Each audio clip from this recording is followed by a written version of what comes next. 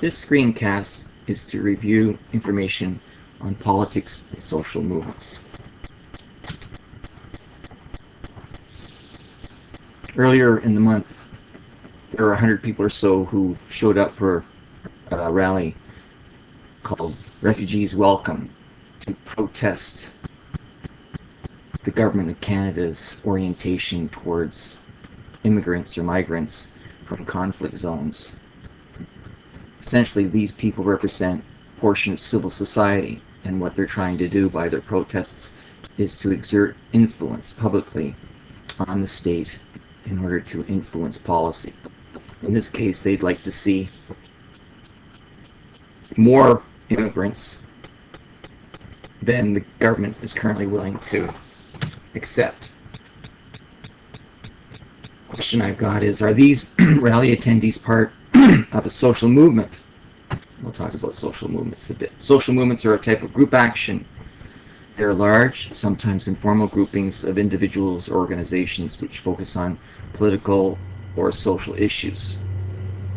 And a couple of elections ago, Elizabeth May was excluded from one of the televised debates, and there was a huge response. People wrote letters to editors of the newspaper, prominent former politicians, got on radio talk shows, and a lot of pressure was brought to bear, and the consortium that organized the debates changed their mind and included Elizabeth May because of her spontaneous social movement.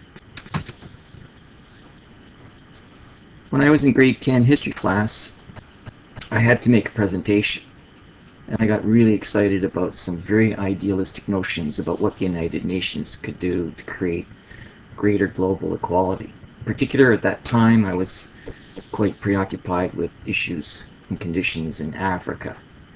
I was concerned about African underdevelopment, droughts, and starving children, the kinds of concerns that my parents had instilled in me. I was very enthused thinking about my presentation. I couldn't get to sleep the night before. When I got to class and I gave my presentation where I thought everybody would see the value, they'd get on board, they'd want to do something, they'd love this plan, I was met with quite a bit of resistance. A lot of opposition, a lot of questions, and the idea that people didn't share those values with me was quite disillusioning. Why wasn't I able to sort of incite a social movement, get something going? So why are some initiatives more successful than others? Now, the two preceding examples, the Welcome the Refugees and using the United Nations to promote global equality, were decades apart. One bit of pressure on the government has been somewhat successful already, in that the Conservatives have made some changes about their policy and are migrants fleeing conflict, and mine didn't really go anywhere. So who has sway over the political and social agenda often comes down to a question of power. And as we'll see as we go through some of the information in this presentation, that power can sway back and forth between civil society and governments. So the question of power boils down to the ability of an individual or a group to impose its will on others, even if they resist. And that can work both ways. So who has the authority? Oftentimes people who have the authority have the power. And this can be relevant to the unfolding of social movements. So one form of power was vested in monarchs for century upon century, called the divine right of kings. It was a political doctrine supported by religion that established the legitimacy of people with certain kinds of family pedigrees to have the right to rule. And it was a right given directly from God. And then there's traditional authority. It's a form of leadership which the authority of an organization, of a regime, is largely about tradition or custom. So we have, currently in our society, we have a kind of rational legal tradition or custom in a nation state where we elect our governments. And that's been the tradition in Canada since Confederation in 1867. Legal rational authority, then, is the kind of authority that we see in modern societies with an emphasis on respect for the rule of law. The government creates laws. People believe these laws are rational and they have value, and generally this type of authority is accepted. But not universally, as we'll see when we talk about protest, resistance, and social movements. One example of respect for the rule of law is the Canadians are granted the right under Charter of Rights and Freedoms, or just referred to as the Charter, and that agencies are supposed to respect those rights granted to us. Agencies are supposed to respect the rule of law. So if you are arrested for something, you have a right to a notification. And if you're denied that right, then people can end up having their cases lost. Police investigators don't do things right, don't give people their notifications, then procedurally they've violated the law, they haven't respected the rule of law, and a case can be thrown out of court. Another form of authority is charismatic authority. Charismatic authority often emerges when there are challenges to the established authorities. It's motivated by somebody who has some higher principles, like Fidel Castro was a charismatic revolutionary figure who overthrew Batista regime that was seen as oppressive to the people of Cuba. And Castro is still alive today, at least at the making of the screencast. So charismatic authority figures often emerge during revolutions, and they attempt to establish new authorities. The situation that we've got in Canada is what's being referred to as normal politics, politics practiced within the rules when authorities are in power. Currently that is the Conservatives, although that power is being contested in an election. And we'll see what happens on election day. Then there's politics beyond the rules. This kind of politics is practiced when legitimate authority power is weak. When power is weak, legitimate authority will often resort, although they have, under the rule of law, they may have the right to employ force on the population. Whenever that actually happens, it weakens the authority of the state. And almost any form of political activism has the potential to be about politics beyond the rules. So if you go out somewhere and you're protesting something, and you step onto some private property that you're not allowed to be on, get into a confrontation with the police, then all bets are off, and you can have hands laid on you, and you can be restrained, and you can be handcuffed and put into paddy wagon and be charged with trespassing or some other kind of nuisance charges. One case where the state used lots of force on the population was during the 2010 G20 Toronto Summit. There, the influential leaders of the top 20 nations from around the world were in Toronto, and they were looking at the world economy, the financial system, rules for banking, tax, and regulation of and coordination of the economy between member states.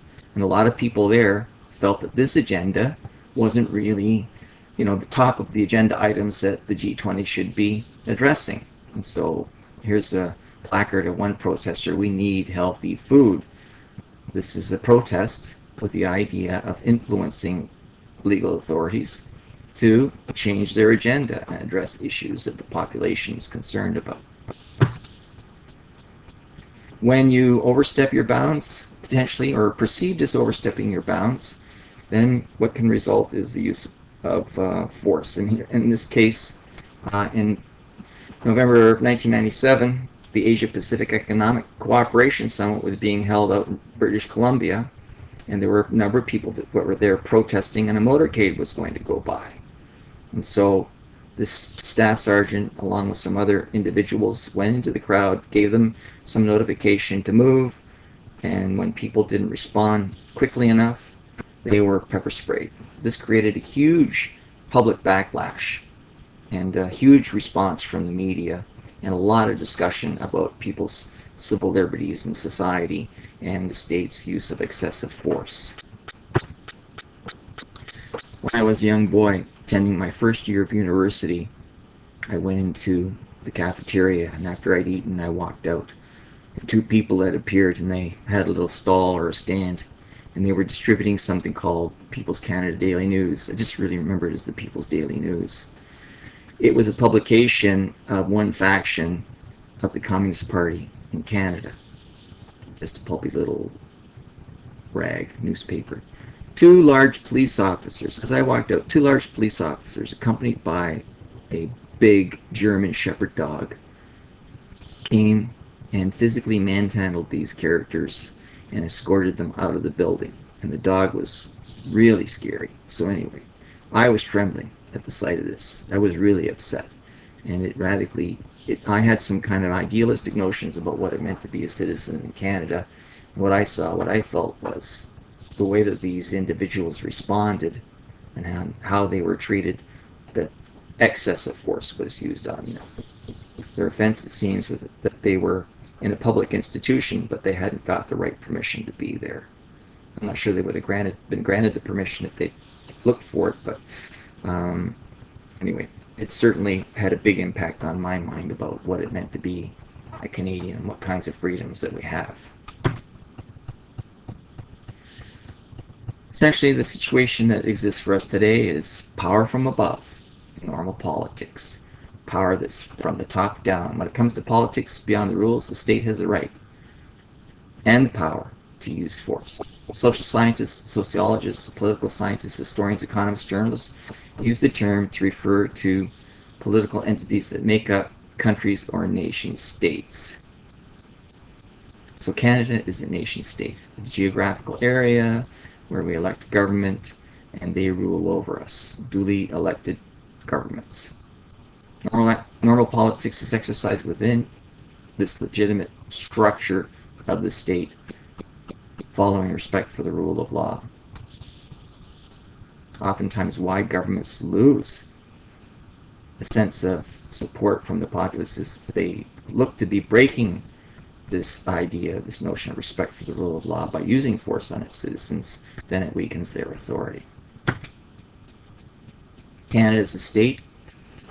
It's constructed of our elected government, and in this order we can talk about the head of the party, the majority that forms the ruling party in Canada, and that head of that party is the Prime Minister, followed by his ministers and various government departments.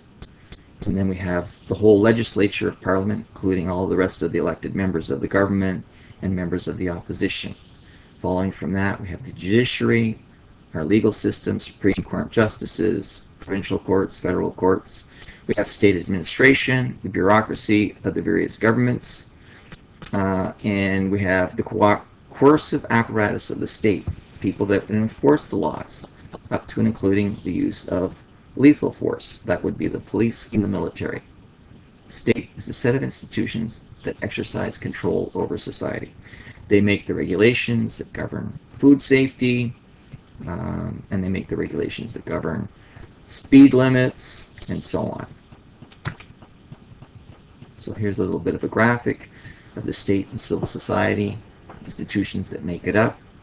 Power and authority works both ways. It really consists of two things. We have the rational legal authority of the state in normal politics. That's the government. That's the party in power. And they work with the other political parties that are elected there to try and create the laws. That's politics from the top down. All the rest of us, the other parties that aren't the elected government, all of the lobby groups, the mass media, people who have ideas about what the government is doing and other social movements, is politics that is exerted from the bottom up. Power balance theorists think that maybe this is in balance. So in civil society, organizations like media, news outlets, CTV, for example, will break stories about improprieties performed by the government. In this case, I've got a little picture of Robert Fife, who broke the story about Senator Mike Duffy and his illegal expense claims in terms of his duties as a senator, travel expense claims, and so on, that amounted to $90,000 of claims that were outside the rules. And it was the media that broke that story. This is civil society keeping the elected government on its toes and accountable for things that it's not doing right. Civil society, all the other individuals in society make up civil society. This is the bottom-up kind of effort that can be exerted by the people. Citizens in civil society exert a form of collective control. So what we can do is we can vote, like in the upcoming election. If we don't like the current government, we can change it by swinging the vote. You can lobby. Special interest groups are created and they lobby the government about their particular agendas. And other organizations, other political parties that are in power, think tanks, like the National Citizens Coalition, which is a conservative think tank, the media, through their investigative journalism, can keep the political process honest. And you can also get other alternative media outlets like rabble.ca, or I don't think that the People's Canada Daily News is still being published, but there are more modern online alternative media organizations that give you a representation of other views, not the normal media. So there's a view and a theory called pluralist theory that society is composed of a lot of groups, and each of these groups has their own particular interests, and these interests sometimes conflict. They don't coincide. And people in these interest groups duke it out. So one example of an interest group divided over an issue would be those people that are pro-choice and those people that are pro-life. And they have their own lobbyists. They lobby government, and they try to have an impact on Canada's laws about, say, the availability of abortion. One very influential group in Canadian society has been Mothers Against Drunk Driving. It's just one of many, many interest groups out there that's greatly affected legislation on how to deal with drunk driving. Pluralists suggest that power between voters and interest groups is enough power to create a balance of power with the political process. Another theory is called elite theory. This is something that was written by an American sociologist called C. Wright Mills. He called the elites the military-industrial complex. I always say it backwards, the military-industrial complex. Who makes up these elites? Corporate executives, high-ranking politicians, Supreme Court judges, high-ranking military officials, generals, and so on. Elites are gendered. They're almost all men. And former member of the elite, former general in the United States, Dwight D. Eisenhower, who became president, on an address that he gave the United States as he was leaving his presidency's term, warned the American populace about the power of the military-industrial complex. And he used this term coined by C. Wright Mills, that the elites were in control, and it was not really good politics and democracy that was running the country. He warned the American populace about this. So there have been some critiques of pluralism. Elites, essentially they say, oh yeah, here's a nice idea. We get this balance here between the elites and the rest of society. But the fact of the matter is 40% of Canadian prime ministers and ministers of the government come from 10% of Canada's wealthiest family. Typically, they've gone to private schools, they marry each other, they run in the same social class. And as an example, former Prime Minister Pierre Trudeau was from a wealthy Quebec family, and he married a lady named Margaret Sinclair, whose father was a minister for both Lester Pearson's government and Louis Saint Laurent's government. Anyway, Margaret and Pierre had a son, and he's running to be the leader of the government, to become the prime minister. And his grandfather then was James Sinclair, this man with a great political pedigree and a chief executive officer of a large corporation. And his father, who was former prime minister. And his mother, who was connected person. So this is how elites interpenetrate with each other.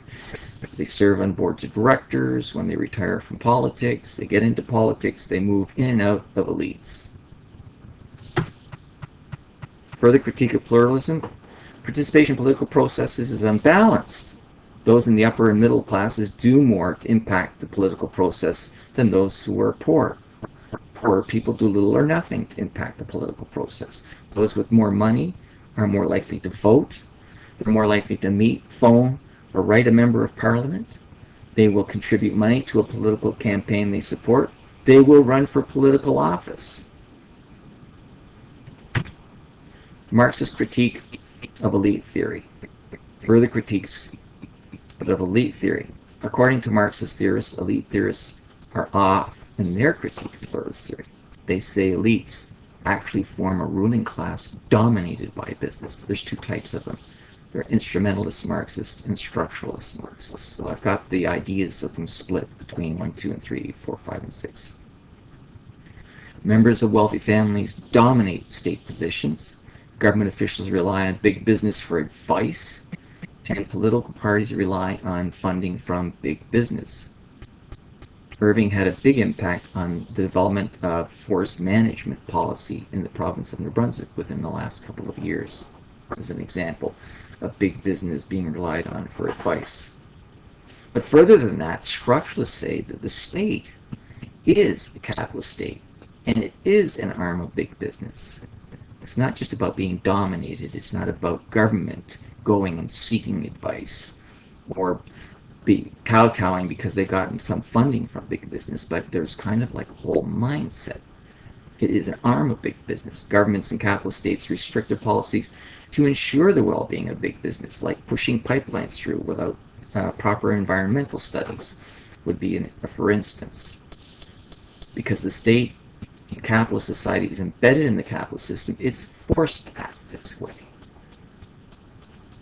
All of this stuff that I've been talking about is part of normal politics. Here is an example of voter turnout since '68 until the 2011 election. We've seen a reduction from 3/4 of the population voting to less than 2/3 voting. Power balance theory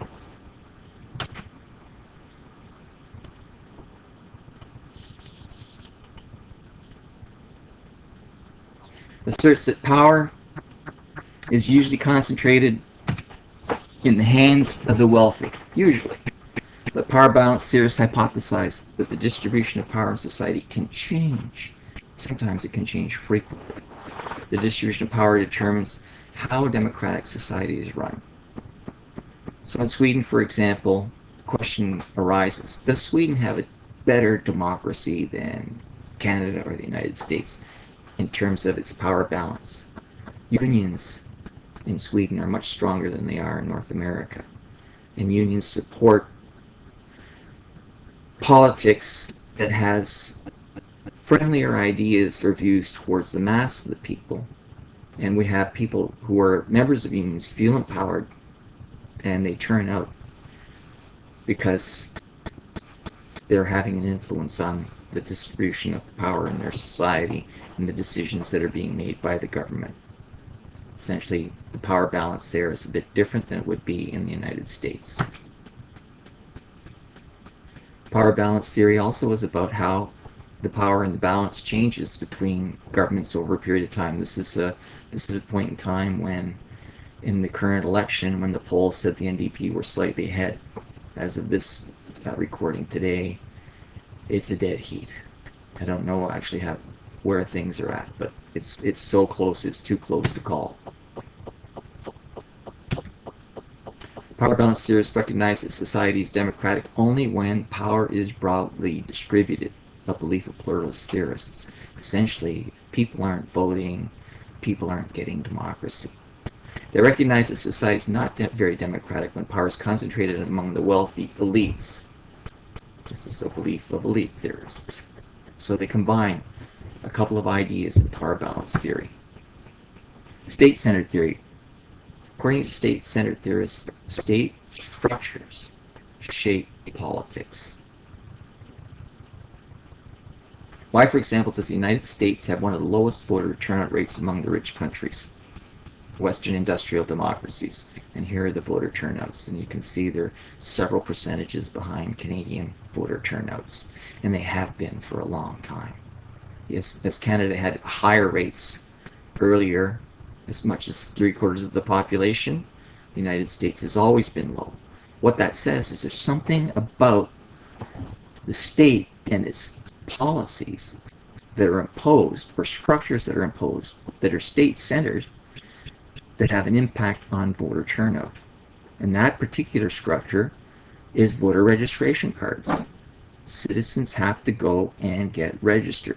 They have to physically go and register themselves. They don't get sent notifications and cards from the government like we do in Canada. This particular pass can be onerous for some voters, especially the poor. We know already that the poor do not participate as much.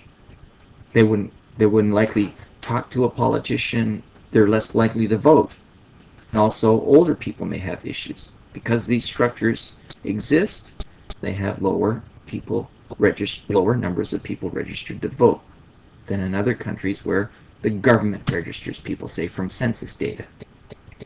Canada has had its own state-centered theory impact. You can connect state-centered theory to the Fair Elections Act, which was introduced by the Conservatives. It created quite a controversy. Once upon a time, people used to be able to show up at a voting station with their voter information cards and use that to help confirm that they're eligible to vote. Now you cannot use those cards. 2 pieces of ID are required, and that meant that about 1.9 million eligible youth voters did not vote in the last election. Fair elections. And Canadian students actually took this to court and challenged the Fair Elections Act, and they lost that court challenge. So if you're ready to vote in Canada in the upcoming federal election, as a student here, especially if you're living away from your home and you're not getting a chance to vote before the election at home, and you're going to try to vote here, make sure you've got everything lined up. So state-centered theory, where the state has been central in producing higher voter turnouts has been in countries, for example, where it's mandatory to vote. You're legally required to vote. So in Australia in 2013, 93% of the population turned out to vote, compared to 30% less in Canada's 2011 election. And here are a list of countries where it's compulsory voting laws exist. So state-centered policies have a big impact on voter turnout. Very significant. Power from below. Politics beyond the rules. Social movements tend to emerge when people experience some kind of deprivation. There's some kind of inequality. There's gaps between what they perceive they're getting and what they could possibly get in terms of social rewards. That would be an unequal distribution of income, access to higher education, access to a good standard of health care, feeling secure, access to good nutrition, and having suitable living conditions are all things that people can perceive inequality and gaps that are intolerable. If enough of this happens, you can end up with people protesting in the streets. And when there was an economic meltdown and the International Monetary Fund put some structural adjustment programs on Greece to restructure its debt, they laid off a bunch of civil service employees, they changed the age of retirement, they changed retirement packages, and so on. People were unemployed in huge numbers. Greek protesters took to the streets. So, resource mobilization theory says social movements emerge only when the disadvantaged can get it together to challenge the rational legal authority. Essentially, in Canada and North America, typically people are not really getting it together. Not like they have, say, recently in Greece. And even at that, it doesn't mean that they are getting mobilized enough. Residents of a subdivision in upstate New York had homes built on a toxic waste site, and they were getting sick.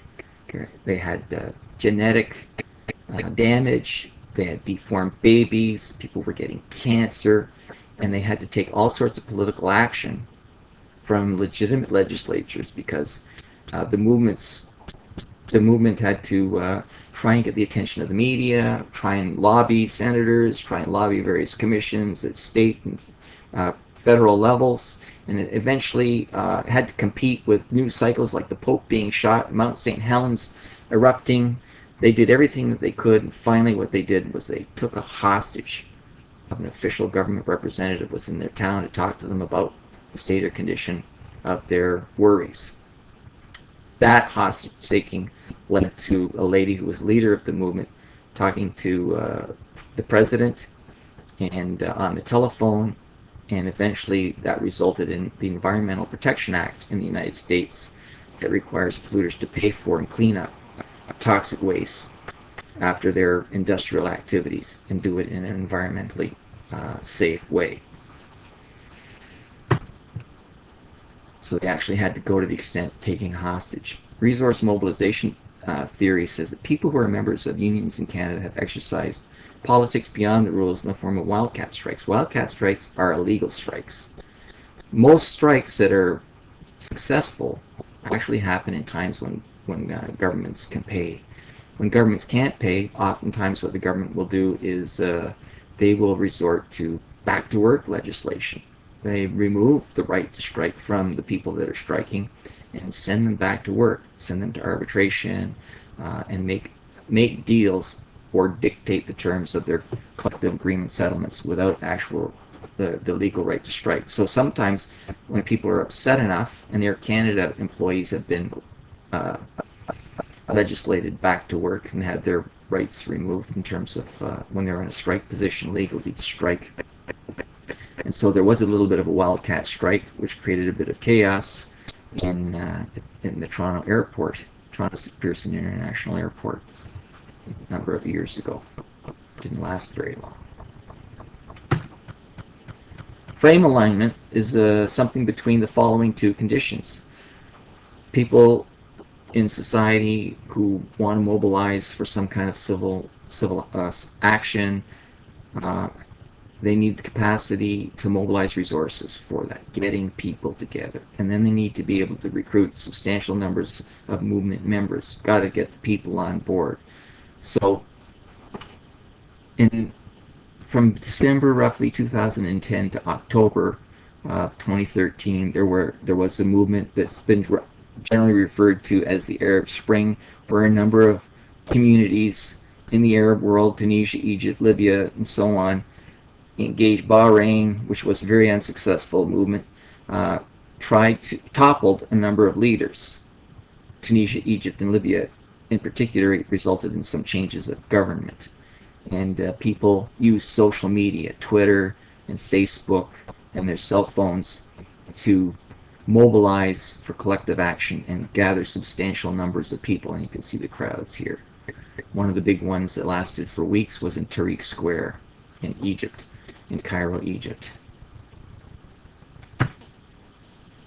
The history and future of social movements. 1. In rich countries. Social movements are used to expand the power of citizens. So there's three types that we can talk about. Civil citizenship, which was the occupation in the 18th century that involved the struggle against the divine right of kings for free speech, freedom of religion, and justice before the law. Political citizenship, the right, like one person, one vote, the right to run for public office. And then social citizenship, the struggle for economic security and participation generally in social life. One of the things that's been talked about with respect to Canadian society around social citizenship is a guaranteed annual income. One group of academics proposed that every Canadian should get $20,000 a year as a guaranteed guaranteed income. When it comes to political citizenship, suffrage, which was a movement to get women the right to vote, was only successful in Canada, in the Dominion of Canada, in various provinces, 1919, and then these are the dates that the various provinces came on board. New social movements. I've seen every one of these since the 60s on. I was born in 1953. The peace movement had a lot to do with the Vietnam War. Human rights movement had a lot to do with civil rights of blacks in the United States, but other human rights groups as well. Women's rights, the feminist movement, gay rights, environmental protection issues, and universal citizenship, which is just something that's kind of starting around the horizon. Not a big social movement now, but you can Google that and you can find information about people that are involved in promoting universal citizenship. One passport, travel around the world. Globally, not just about industrial societies, not just about rich countries. Nuclear disarmament is a social movement issue that's still on the table. Environmental movements, and then movements about the unequal distribution of wealth in society, like the Occupy Wall Street movement. Alright, this is a list of 20 parties that are officially registered political parties in Canada. One of the things that you can do with respect to any of these theories is go out and vote.